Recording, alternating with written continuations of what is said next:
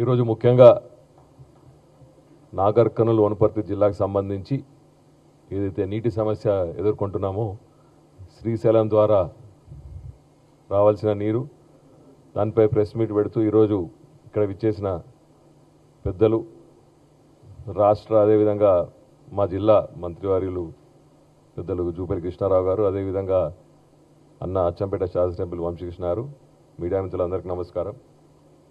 నిన్న ఏదైతే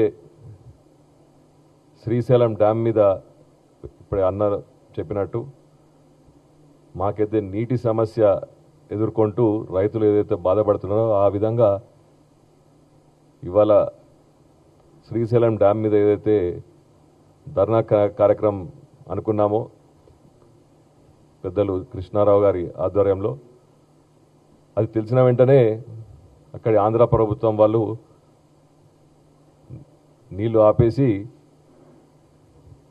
వారు ఏ విధంగా అయితే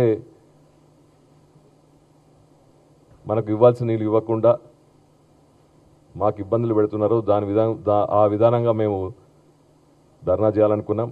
కానీ తెలిసిన వెంటనే ఆపేసినందుకు వాళ్ళకు ధన్యవాదాలు చెప్తూ, మేము విడిపోయినప్పుడు కానీ అంతకుముందు కానీ ఏదైతే మన తెలంగాణ ప్రభుత్వానికి రావాల్సినంత నీరు పేపర్ మీద కోర్టు ఆర్డర్ ద్వారానో లేకపోతే మనం ఆ రోజు విడిపోయినప్పుడు అనుకున్నామో ఆ విధంగానే మాకు రావాల్సిన నీరు మాకు ఇస్తే చాలు, అంతకంటే ఎక్కువద్దు తక్కువద్దు అని మేము అడగడం జరుగుతుంది.